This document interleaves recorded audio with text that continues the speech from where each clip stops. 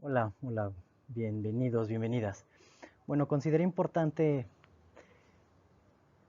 antes de entrar en asuntos de Hegel, hacer una breve recapitulación de Kant. Así, no más, en 15 minutos. Bueno, eh, no es así. El semestre pasado dimos, o hace un año fue el curso fue sobre Kant. Aquí, pues por ahí, en la descripción, les voy a poner los vínculos a los videos del año pasado de Kant para que los revisen si les hace falta, si lo consideran pertinente y si les da tiempo. Bueno, va a ser un repaso así muy general sobre el sistema kantiano y lo que significa esta palabra de sistema y si le cuadra o no a Kant. ¿Sí? Entonces, bueno, vamos a verlo. Bueno, pues hay una palabra central que sirve como hilo conductor para entender la filosofía kantiana y es la palabra criticismo. ¿Qué es el criticismo? Bueno, pues es una investigación. Es una investigación sobre los límites, ¿sí?, de las facultades humanas. Es decir, lo que le interesa a Kant es hacer una especie de arquitectónica, una especie de mapa de la subjetividad humana y ver cómo se distribuyen sus diferentes facultades, es decir, sus diferentes capacidades. ¿Sí? ¿Dónde está la razón teórica? ¿Dónde está la razón práctica? ¿Dónde está el juicio reflexionante, el juicio determinante? ¿Dónde está lo empírico? ¿Dónde está lo trascendental? ¿Dónde está eh, lo subjetivo? ¿Dónde está lo objetivo? Se trata de darnos como una especie de gran diagrama de la subjetividad y sus funciones. ¿Para qué? Bueno, para salir de este riesgo en el cual, no es un riesgo, más bien del atolladero en el cual nos ha llevado la filosofía bajo el nombre de metafísica, y es la creencia de que podemos conocer el mundo a partir de puros conceptos. Entonces, eh, la crítica de Kant a la metafísica, que este no es el sentido del criticismo, ya lo explicaré, pero la crítica a la metafísica es la crítica a estas grandes figuras como Descartes, como Leibniz, como Spinoza, como Wolff sobre todo, Christian Wolff, eh, y la suposición o la confianza infundada de que nosotros podemos conocer metafísicamente el mundo, es decir, podemos conocer a Dios, podemos conocer la naturaleza o podemos conocer el alma humana. En cambio, lo que nos dice Kant es, tenemos que saber cuáles son los límites de lo cognoscible, tenemos cuáles son los límites de los conceptos, tenemos cuáles son los límites de la práctica, cuáles son los límites del saber, para entonces poder partir y repartir el espacio de la subjetividad, y eso es la filosofía trascendental. Es decir, el criticismo es una gran investigación sobre los límites y las posibilidades de la razón humana, y el criticismo y la filosofía trascendental es la propuesta concreta kantiana, y trascendental significa condiciones de posibilidad. Entonces, hay tres grandes críticas, lo saben: la crítica de la razón pura, la crítica de la razón práctica y la crítica de la facultad de juzgar, o la crítica del juicio, y cada una de ellas investiga a su modo las condiciones de posibilidad. Entonces, el criticismo es ese gran proyecto que busca aclarar las condiciones a priori de posibilidad, número uno, del saber. Número dos, de la acción libre. Y número tres, del juicio estético y del juicio teleológico. Ahí puse histórico para que se entienda, pero ya diré algunas cosas. Entonces, la razón, comenzando por la razón pura, el gran problema, ustedes lo saben, es cómo son posibles los juicios sintéticos a priori, y eso significa algo muy simple: que sí podemos conocer antes de toda experiencia. Eh, de nuevo, no voy a entrar en detalles, lo único importante aquí dentro del gran proyecto criticista kantiano es determinar lo que yo puedo saber. legítimamente. Es lo mismo. ¿Qué es lo que yo puedo saber en general? Pero el trabajo no consiste, el trabajo de la crítica de la razón pura no consiste en decir qué hay. No es una metafísica ni tampoco es una ontología. No le interesa saber lo que hay en el mundo en sí mismo.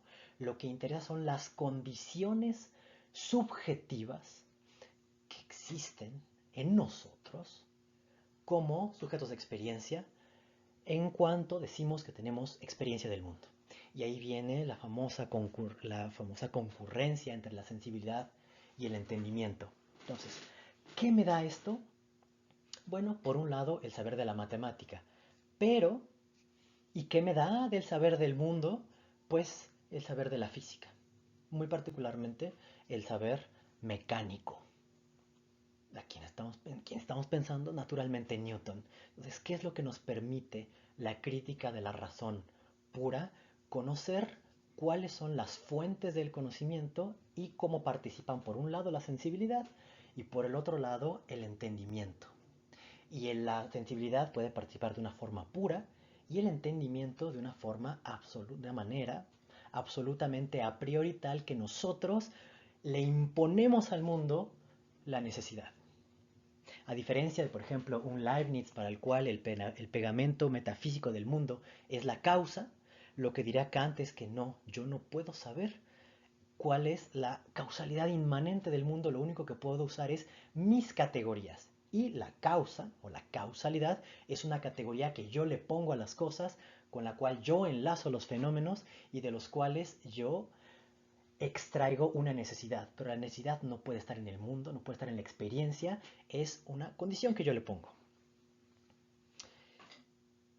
Por lo tanto, lo que yo puedo conocer, nos dice Kant, es la naturaleza, pero solamente de forma externa, es decir, de forma mecánica, por medio de leyes universales, a priori y matemáticas. Entonces, la crítica de la razón, la crítica de la razón pura nos dice que nosotros podemos conocer el mundo natural de la física de manera absolutamente apodíctica, apoyados en la matemática y de forma, ahora sí, y esto es muy importante, repito, mecánica y causal y necesaria.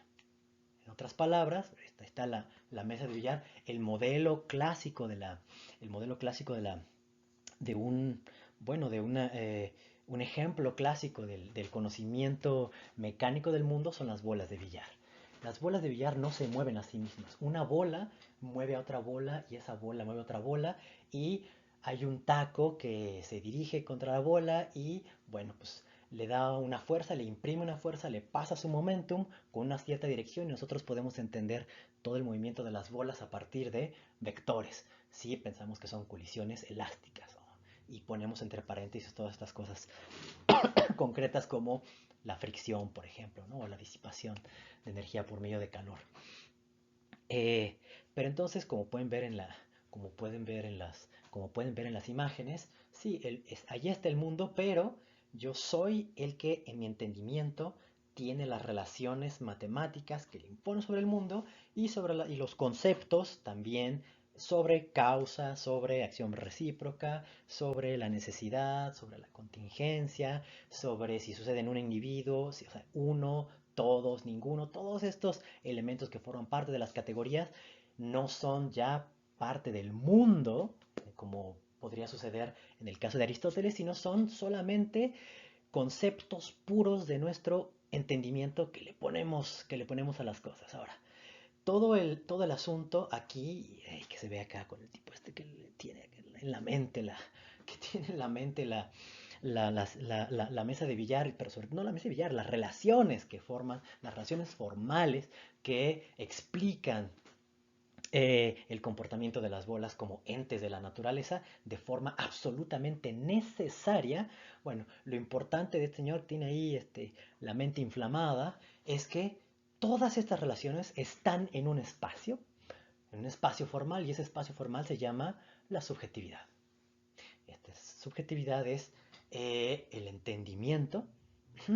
Entonces, Lo importante es no solamente establecer cuáles son los límites de lo que yo puedo saber, es decir, lo que puedo reclamar legítimamente como un conocimiento, sino quién está de fondo. Y de fondo está un sujeto. Y este sujeto se llama sujeto trascendental. ¿Por qué? Porque es la condición de todas las condiciones de posibilidad.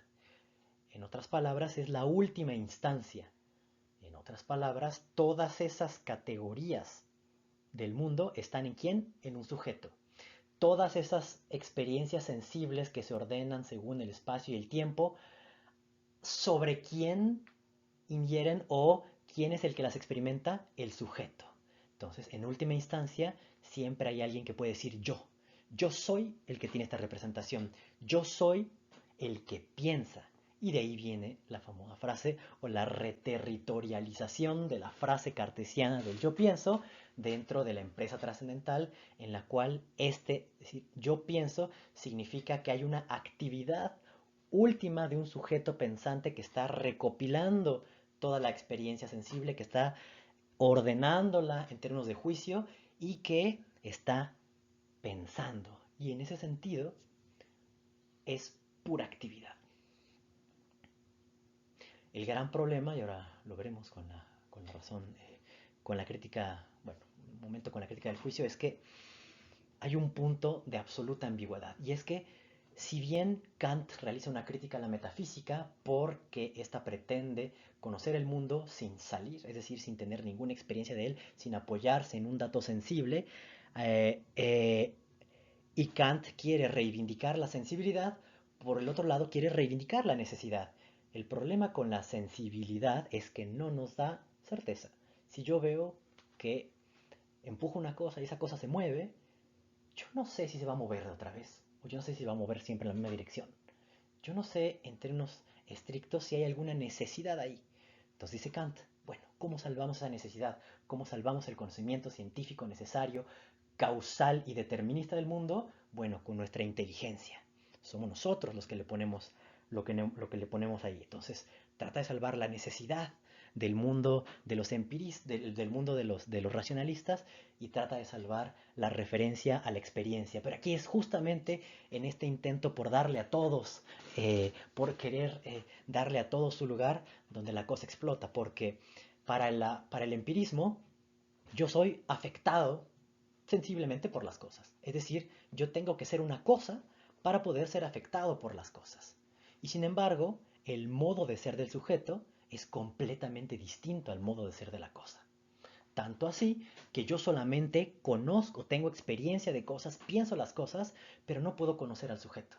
Porque si no, creo un círculo. Imagínense, si yo digo que hay unas condiciones para pensar los objetos y me dicen, bueno, pero ¿cuáles son las condiciones para pensar esas condiciones? Ah, bueno, pues otras condiciones. Y esas condiciones van atrás y atrás y atrás y atrás. Y lo que Kant dice es que la condición de condiciones, lo que evita el regreso al infinito, el grado cero, es la subjetividad. Y por lo tanto, la subjetividad conoce, pero ella misma no es conocida. Bueno, pero vamos a decir, ¿dónde está exactamente el problema? Para que yo pueda ser para que yo pueda ser afectado por el mundo, eso quiere decir que mis representaciones sensibles son causadas, concepto de causa, por la cosa en sí. Entonces ahí tenemos un concepto trascendente de causa que viene desde fuera de la subjetividad, ¿sí? Más bien que nos explica cómo algo de fuera de la subjetividad afecta a una subjetividad. Pero por el otro lado, como acabamos de decir, la causa es un concepto puro del entendimiento, es un concepto puramente subjetivo. Entonces todo el problema se desata ahí. Porque por un lado, Kant está hablando de la causalidad en términos materiales y cómo eso nos afecta a nosotros, y por otro lado está hablando de la causalidad en términos puramente formales, es decir, cómo nosotros realizamos juicios para conectar las cosas. Y es ahí donde aparece un punto que va a ser el que desate toda la filosofía posterior a él, en Kant, en Fichte y en Schelling, comenzando desde luego por, vamos a ver otras figuras como Reinhold Reinhold y Jacobi, pero bueno, la figura central en la que nos detendremos un poco va a ser Fichte, y Fichte es el que va a ver que la subjetividad, si quiere ser absolutamente libre y autodeterminarse, como parecería que el trascendentalismo nos pide, entonces nos tenemos que deshacer de ese lastre que es la cosa en sí, que supuestamente nos afecta, que supuestamente nos produce representaciones en nosotros, y lo que intentará mostrar Fichte es cómo todo eso es producido solamente por el yo, y la cosa exterior no es nada en sentido estricto, sino solamente una especie como de límite que comienza, una oposición que nosotros necesitamos para comenzar a desatar la actividad. Pero dejémoslo así, de la pequeña recapitulación de la crítica de la razón pura, ahora veremos cómo se conecta esto con la crítica de la razón, con la crítica de la razón práctica. Bueno, muy bien dijimos que la filosofía de Kant es esencialmente una, eh, una filosofía de los límites. O sea, su proyecto crítico es una filosofía de los límites. Y así como intenta separar qué es lo empírico de lo trascendental, qué es la cosa en sí de la subjetividad, otra gran distinción será que pertenece al territorio del conocimiento, es decir, donde nosotros determinamos la naturaleza y hacemos juicios necesarios sobre ella, de esta otra parte que es la filosofía práctica. Entonces, Kant ha hecho de... A ver, a Kant lo identificamos con el proyecto ilustrado, pero lo identificamos con el proyecto ilustrado a partir de una palabra clave que es la idea de libertad. El alfa y omega, como dice por ahí Schelling en una carta a Hegel, es el alfa y omega de la filosofía crítica y de la filosofía kantiana es la libertad. Y eso va a ser también para Schelling, para Fichte y para Hegel. El alfa y omega, es decir, el principio y el final. Entonces, ¿cuál es la pregunta que se hace aquí en la crítica de la razón, en la crítica de la razón práctica? ¿Cuáles son los motivos que nosotros utilizamos para determinar nuestra acción? Esto que llama él los motivos de determinación de la voluntad no es más que cuáles son las causas que cuáles son los motivos por medio de los cuales nosotros nos decidimos actuar de tal o cual manera. Y por supuesto, todo el tiempo tenemos razones prácticas. A ver, no. Todo el tiempo tenemos buenas razones para actuar de tal manera porque nos conviene. Pero lo que intentará mostrarnos Kant es que un individuo absolutamente racional y que se autodetermina, y esa es la definición de ser libre, alguien que no está condicionado por nada más. Fíjense cómo en la razón teórica todavía el sujeto, por más que sea el centro, por más que Kant haya llevado a cabo esta revolución copernicana en la cual somos nosotros los que le ponemos los que le hacemos las preguntas a la naturaleza, los que le ponemos nuestros conceptos a las cosas y no las cosas las que se nos imponen, en el caso de la razón, en el caso de la razón práctica, no hay cosa, no hay exterioridad, no hay más que el reino puro del sujeto y de su voluntad. Es decir, la facultad de desear lo que quiere y cómo se decide a actuar. Muy bien, entonces la pregunta aquí no es cómo son posibles los juicios sintéticos a priori, como en el caso de la razón práctica, sino más bien cómo puedo yo determinar mi acción tal que ésta sea racional y libre. Y en el fondo va a ser lo mismo. Ser racional es ser libre. ¿Y qué significa ser racional y libre? Darse uno mismo una ley. ¿Qué significa esto? Bueno, ¿y por qué aquí hay libertad? Piensen, si yo determino algo, yo soy lo libre o lo incondicionado y la cosa es lo determinado o lo condicionado. Pero si yo me doy una ley a mí mismo, por un lado me determino, es decir, me obligo a actuar de cierta forma y por lo tanto soy algo determinado. Pero mientras que yo, puesto que yo soy el que determina esa ley, entonces yo soy el que se está determinando a sí mismo. Y al ser el determinante y lo determinado, juego el papel de sujeto y objeto, pero sin, pero manteniendo mi condición de ser libre, porque la definición de ser libre es ser causa de sí mismo y no ser determinado por nada. Pues piénsenlo así, es la famosa definición de la sustancia en Spinoza, ¿no? Aquello que es por causa de sí mismo. Aquello que es causa sui, causa de sí.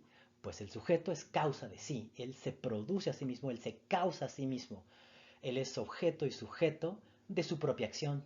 Y esta es la otra palabra clave, la actividad, la acción. Ahora, lo importante, dentro de la crítica de la razón práctica, hay dos formulaciones del imperativo categórico. ¿Y qué es el famoso imperativo categórico? Bueno, pues la expresión en la cual capturamos el modo racional de conducirnos nosotros. Y el famoso imperativo categórico tiene diferentes formulaciones, pero una de las más famosas es esta: actúa de tal manera que los motivos de tu acción puedan ser considerados como una máxima universal. En otras palabras, es cuando tú no sepas qué hacer, pregúntate, o más bien colócate en la posición de un representante de la humanidad. Tú no eres tal persona, tú no estás en esta situación, en tal tiempo o en tal espacio. Tú eres, en este momento, representante de toda la humanidad. Y esa es la dignidad que le atribuye Kant al sujeto. Fíjense que no solamente es la libertad, sino también la dignidad que se sigue de ahí. Entonces tú te haces en cada momento depositario de la humanidad y te preguntas si un representante de la humanidad actuaría de tal o cual manera. Es decir, si yo voy a actuar así o asá, me pregunto si yo estoy dispuesto a que todos y todas, en cualquier momento, en cualquier espacio, en cualquier situación, si fueran racionales, tendrían que actuar de esa manera. Y si se pasa esa prueba, entonces esa acción es racional. El punto siguiente, y que es quizá menos conocido, y es que, y lo tiene Kant perfectamente en mente, es que el punto no es mi acción individual. El punto no es que yo sepa actuar racionalmente o no. El punto es cómo nosotros podemos actuar en conjunto como seres racionales. Piensa en esto. Dentro de la crítica de la razón pura, el tema no es cómo yo estoy atrapado dentro de mi subjetividad y entonces determino las cosas imponiéndoles mis conceptos. Fíjense cómo el movimiento es el contrario. Y de forma muy curiosa, el pensamiento trascendental es condiciones de posibilidad o condiciones de acceso. En otras palabras, es lo que hace que yo pueda tener mundo. Porque el mundo podría ser de muchas maneras, o podría ser inconstante, o podría yo tener intuición intelectual, podrían pasar muchas cosas, pero no. Tengo un cuerpo y estoy obligado a a ordenar o a vivir una secuencia de impresiones, y además a tener una relación con la espacialidad. Y eso depende del hecho de que tenga cuerpo, ¿sí? Por ejemplo, cuando yo entro a una casa, los cuartos de la casa no son temporales. Es decir, no existe primero la cocina y después el baño y después la recámara y después la sala. Todos son simultáneos, pero mi existencia psíquica, cuando recorro la casa, hace que esa experiencia sea temporal y que yo solamente pueda conocer primero la cocina, luego la casa, luego el baño y luego otro cuarto, uno detrás de otro. Y eso no depende de la naturaleza de la cosa, eso depende de mi constitución psíquica. Muy bien. En el caso de la razón, en el caso de la razón práctica, el punto no es cómo yo me encierro en mi juicio para torturarme y ver si estoy actuando racionalmente, ¿sí? En una especie en esta lógica del super yo, en el cual yo todo el tiempo me estoy bombardeando a ver si estoy alcanzando el ideal de humanidad, sino que más bien es cómo esa acción, en realidad, lejos de enfrascarme a mí en mi razón, me abre a las otras razones y hace posible, o hace al menos pensable, la posibilidad de que exista una comunidad de seres racionales. Y dice Kant, para ser una comunidad no hace falta que sus habitantes sean ángeles. Podemos vivir en un pueblo de demonios, porque de hecho es la idea que tiene Kant, somos unos demonios, pero con tal de que seamos racionales. Esa es la apuesta kantiana. Entonces, así como la razón teórica o la filosofía trascendental en sentido teórico lo que nos hace es abrirnos a un mundo, de cierta manera, que es esencialmente compartido. La razón pura, práctica, o la razón práctica, lo que nos hace es abrirnos a los otros seres humanos en tanto seres actuantes y libres. Y ahí, desde luego, el problema es cómo podemos nosotros ser libres sin que esa libertad se convierta o coarte, se convierta en esclavitud para otro o coarte la libertad de otros. Y por eso es que esta otra formulación del imperativo categórico es trata a los demás siempre como fines y no como medios. Porque si nos tratamos todos como medios, entonces vivimos en una existencia instrumental en la cual todos nos usamos a todos.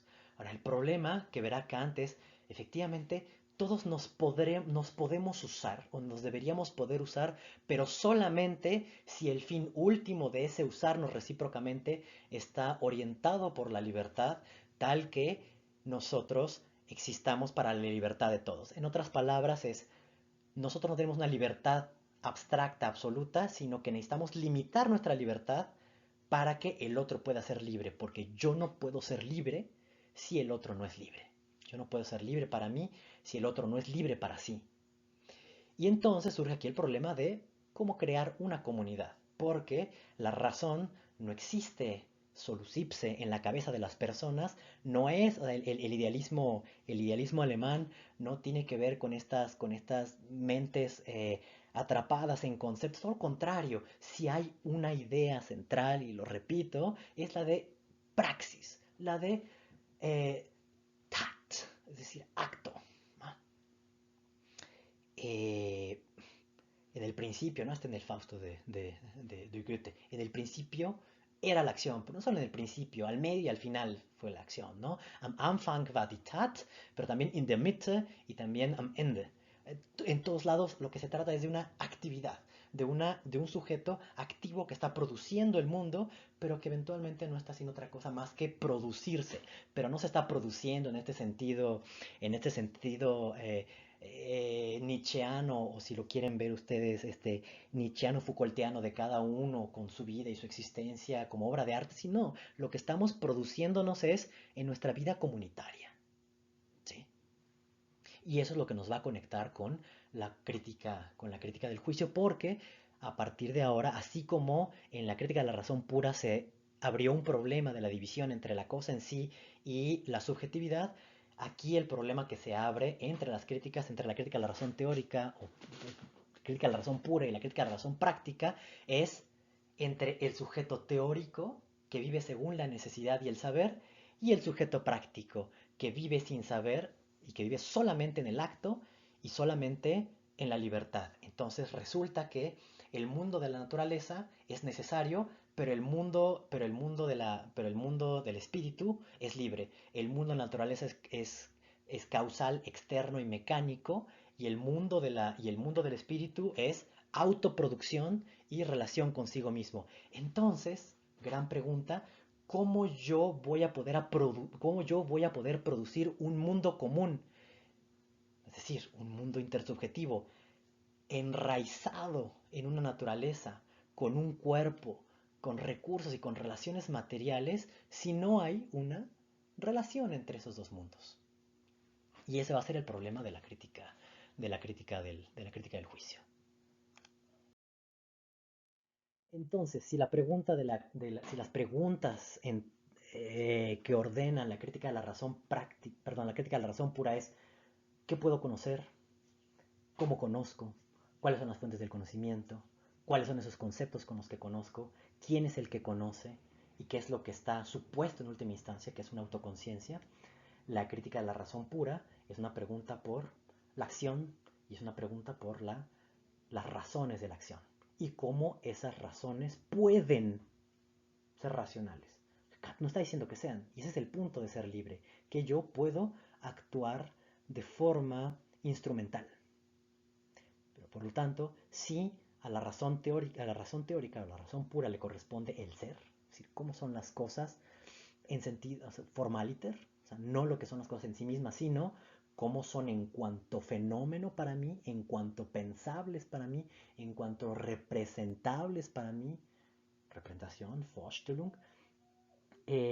La pregunta, la crítica de la razón práctica no tiene que ver con el ser, sino con el deber ser, cómo debería ser nuestra acción. cómo deberíamos de ser nosotros para considerarnos seres racionales y eventualmente cómo eso podría dar lugar a una paz perpetua, a una comunidad pacífica, a una comunidad racional, a un reino de fines, es decir, a un proyecto de racionalización de la vida en común que no esté basada en la dominación ni de la naturaleza, pero sobre todo en la dominación de los humanos por los humanos. Y ese es el gran proyecto kantiano. Ahora, el asunto es que son las dos cosas que habían quedado pendientes.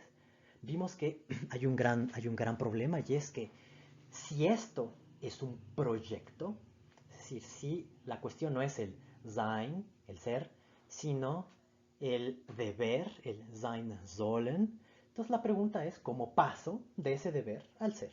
En otras palabras, cómo se hace efectiva la libertad, cómo se imprime en el mundo. Ya no cómo existe por un lado un mundo regido por la causalidad de la necesidad y cómo existe un sujeto libre, un poco etéreo, sino cómo actúo efectivamente.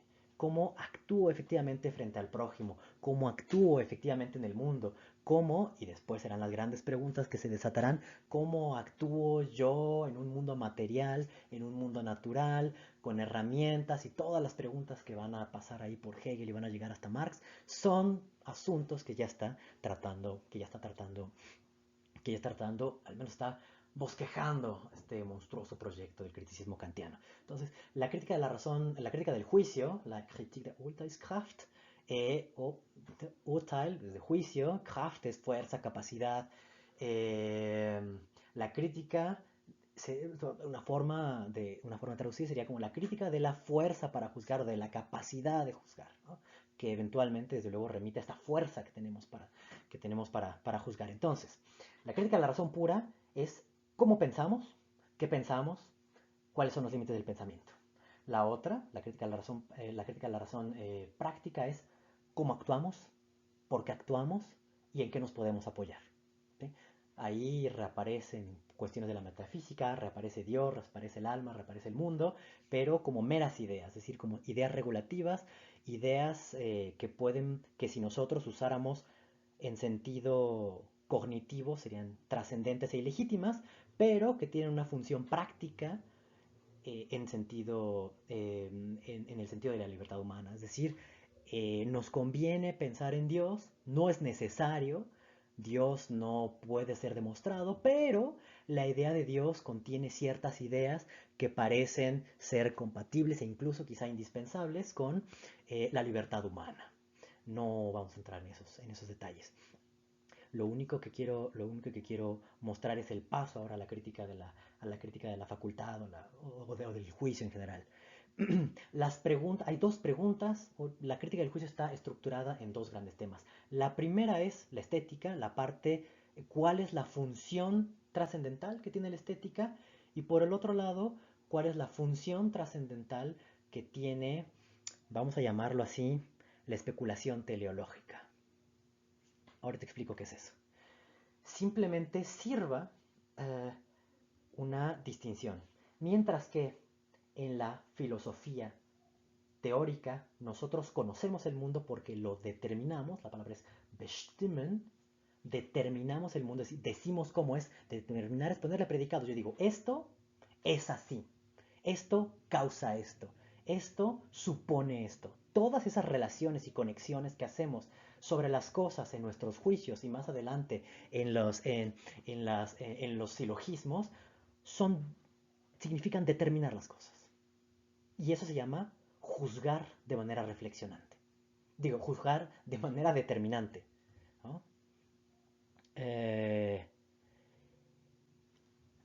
Toda la crítica del juicio significa juzgar reflexionantemente, es decir, sin determinaciones, es decir, sin conocer. Y si yo no conozco, entonces, ¿qué estoy haciendo?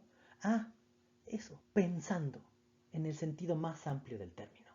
Reflexionar significa pensar en posibilidades sobre las cuales nunca puedo estar plenamente seguro o plenamente segura. Por eso es que la fórmula general de la reflexión es als ob, como si. Yo hago como si. O podemos decirlo de otra manera, ¿qué pasaría si? O imaginemos que, o supongamos que. Y ustedes saben que dentro de la ciencia esa es una cuestión absolutamente fundamental. En el caso de la ciencia, en el sentido clásico como lo entiende Kant, en la crítica de la razón pura, yo tengo ya todos los conceptos. Yo ya tengo todos mis conceptos y simplemente los voy aplicando a las cosas singulares del mundo, a las cosas particulares más bien, para no confundir, a las cosas particulares del mundo y bueno, digo, esta cosa particular va en esta categoría y esta cosa particular va en esta categoría y eso se llama subsumir un particular en un universal. En el caso de la crítica en el caso de la crítica del juicio, el problema es mayúsculo porque lo que quiero yo hacer es producir un concepto general o una idea general a partir de lo sensible. Recuerden, en la crítica de la razón pura, yo subsumo todo lo que se me da en sensibilidad en mis conceptos. Lo que veo, oigo, palpo, degusto, es un conjunto de sensaciones organizadas espaciotemporalmente que después son organizadas, después de pasar por el esquematismo, que no hablamos, pero lo pueden buscar por ahí, y que después entra en categorías, bueno, en conceptos empíricos, después en conceptos generales, conceptos relativos que ponen en conjunción las cosas con sus propiedades y eso nos permite después establecer grandes relaciones y construir nuestras grandes teorías que pueden dar lugar a una ley como fuerza es igual a la masa por la aceleración, que es una de las leyes de la mecánica newtoniana, ¿cierto?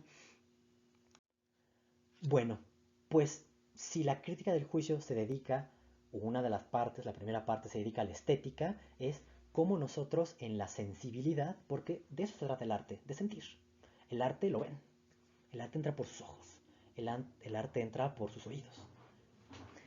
Pues cómo a partir de eso sensible nosotros podemos crear algo compartido y podemos crear una sensibilidad compartida. Otras palabras, cómo creamos algo universal. O un sentido común, o un sentido comunitario. Recuerden que ese era el problema recuerden que ese era el problema de la crítica de la razón pura, que nosotros podemos razonar, pero que lo que tiene en mente Kant es la producción de una comunidad intersubjetiva de seres racionales. Entonces, nosotros debemos poder pasar también de nuestra sensibilidad, que generalmente nos habla de nuestras inclinaciones y nuestras pasiones, a un sentido más universal. Otra vez, como para que piensen en la función del arte. Piensen en la función cognitiva que puede tener el arte, no solamente en la función de disfrute, en el cual cada uno de nosotros, como la teoría de la recepción, ve la obra de arte y pues lo que se le ocurra y lo que se le venga a la cabeza, pues esa es la obra. En el caso de Kant, no, en el caso de Kant es cómo nosotros podemos tener una experiencia común a la hora de juzgar el arte porque tenemos una serie de condiciones a priori de lo que nosotros esperamos y pedimos a la hora de juzgar y determinar algo como bello. Una función muy clara de esto es la libertad es una idea. Punto. La libertad no puede ser conocida. Solamente pueden ser conocidas las cosas. Pueden ser conocidos los planetas y pueden ser conocidas las relaciones entre los cuerpos, por ejemplo, a través de la ley de la gravitación universal. Eso sí puede ser conocido. La libertad no, porque no nos suministra ningún objeto y no nos da ninguna intuición sensible y por lo tanto no puede ser objeto de conocimiento. Dice, y sin embargo, si eso ha de descender hasta nosotros, que somos seres sensibles, que somos seres que distinguen lo agradable de lo desagradable, lo bello de lo no bello, entonces tiene que haber una forma de hacer sensible las ideas. Y eso es el arte. El arte lo que hace es hacer sensibles todas aquellas, todas las ideas, en el sentido muy particular, las toma de Platón, toman la idea de Platón, pero bueno, son como no son conceptos porque los conceptos los aplicamos a son obra del entendimiento y los aplicamos al material sensible, sino es aquello que existe en nuestra razón. El entendimiento es para conocer, pero la razón, que está por encima del entendimiento, significa esta capacidad humana de libertad y de autodeterminación. Pues yo para autodeterminarme de manera completa necesito que mi propia sensibilidad humana sea capaz de elevarse a los conceptos desde ella misma. Y para eso es el arte. El arte, la estética kantiana nos brinda esas capacidades del arte de evocar en nosotros nuestras capacidades trascendentales de seres libres y por lo tanto ser capaces de reconocer la dignidad que existe en nosotros mismos. Hay un ejemplo, bueno, seguramente habrán escuchado de lo sublime, el concepto de lo sublime o de la estética de lo sublime en Kant. Bueno, pues lo sublime es aquella experiencia un poco monstruosa que tengo yo al presenciar la fuerza de la naturaleza, cuando veo un volcán explotar, cuando veo un huracán o cuando veo un remolino, cuando veo todo ese tipo de cosas, cuando veo sobre todo el mar rompiéndose en las olas, o las olas, perdón, las olas del mar rompiendo las piedras. Dice, todo eso es sublime. Cuando yo percibo la naturaleza, eso es sublime. Yo sé que si yo estuviera ahí adentro sería absolutamente despedazado. Como cuerpo no soy nada. Por eso, dice, yo solamente puedo apreciar lo sublime de la naturaleza a una cierta distancia. Es decir, cuando veo el Popocatépetl estallar a 200 kilómetros, no a 5 metros, porque entonces la lava me, me hace nada. O igual el huracán. Y sin embargo, eso es placentero. Es horrorífico y placentero. Y para eso no tengo concepto. Pero ¿qué es lo que sí? ¿Pero qué es lo que despierta esa sensibilidad? Ah, en mí despierta un sentimiento de lo infinito. Pero ese sentimiento del infinito que yo veo en el arte y también en lo bello de la naturaleza no hace sino despertar la verdadera libertad que hay en mí, que es mi subjetividad. Entonces lo monstruoso de la naturaleza o lo magnífico de la naturaleza despierta en mí el sentimiento de lo magnífico que no viene de la naturaleza, sino en realidad viene del sentimiento que yo tengo de mi propia maravilla, de mi propia dignidad humana y de mi propia libertad. Entonces, lo que parecía estar allá afuera, que es la brutalidad del volcán, en realidad es la brutalidad de mi propia subjetividad y la potencia de mi subjetividad.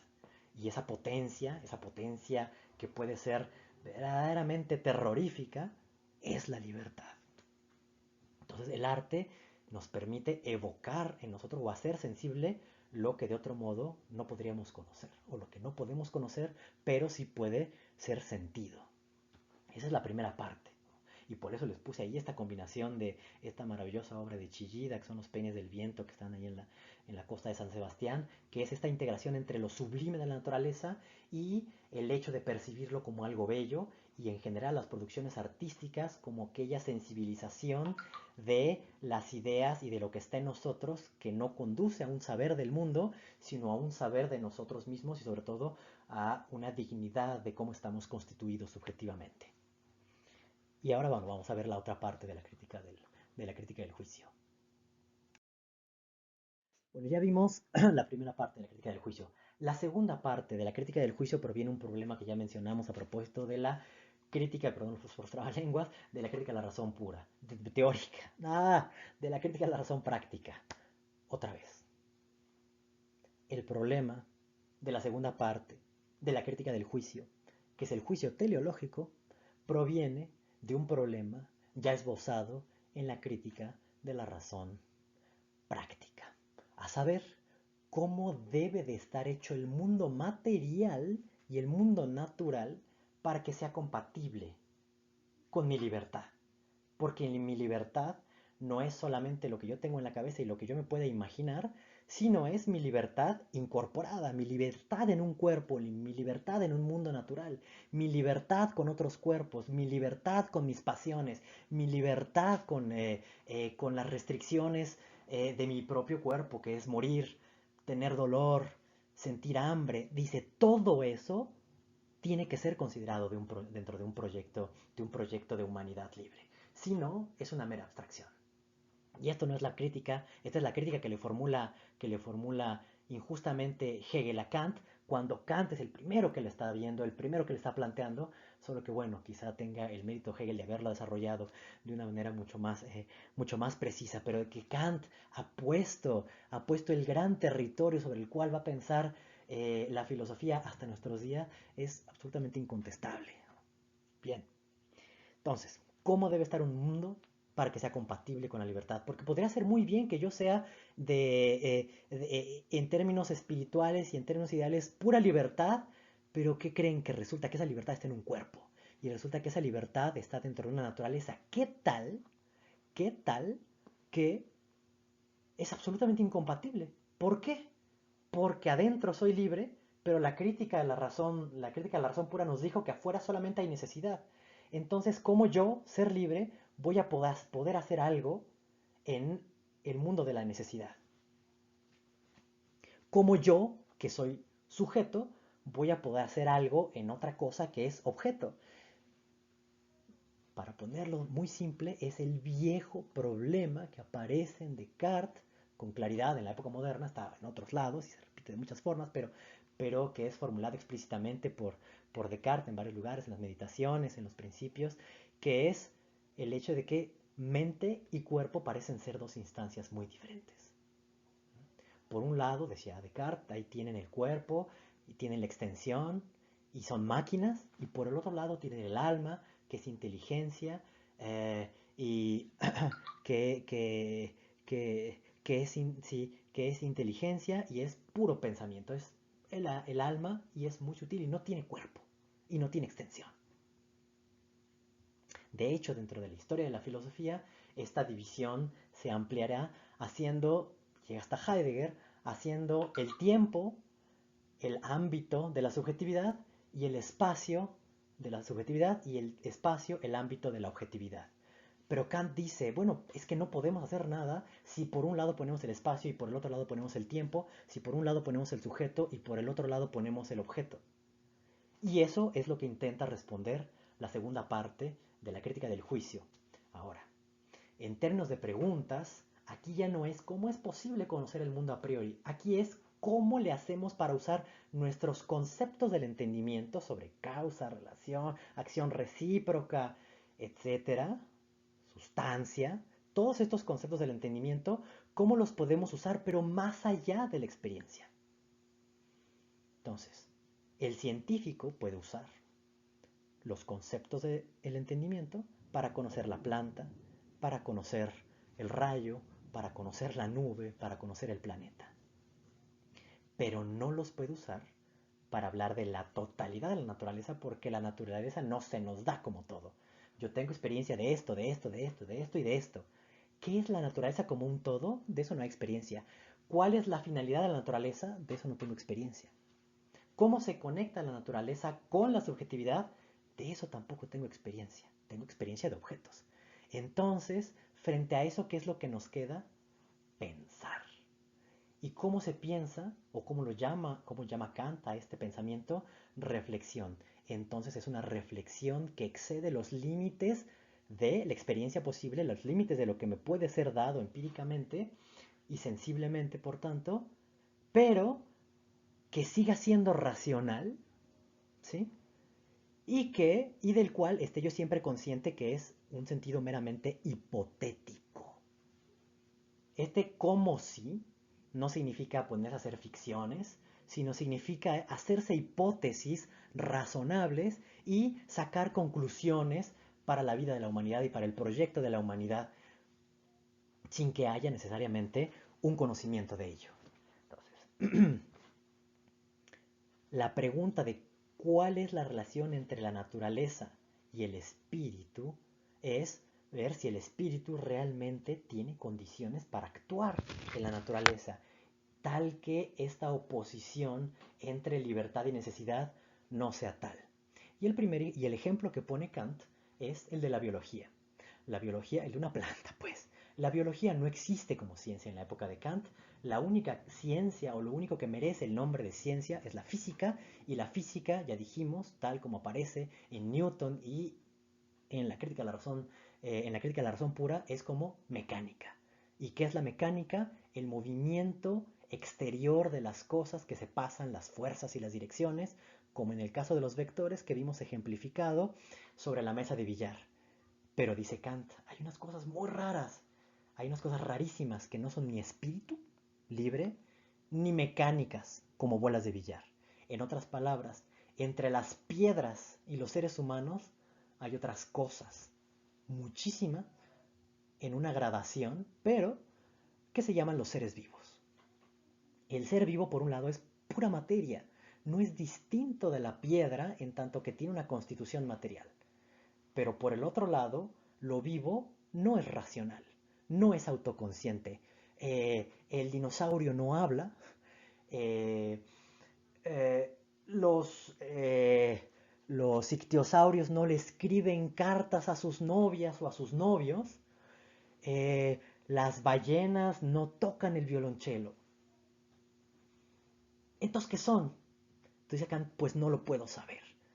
En realidad yo solamente puedo conocer las cosas que yo he fabricado. ¿Sí?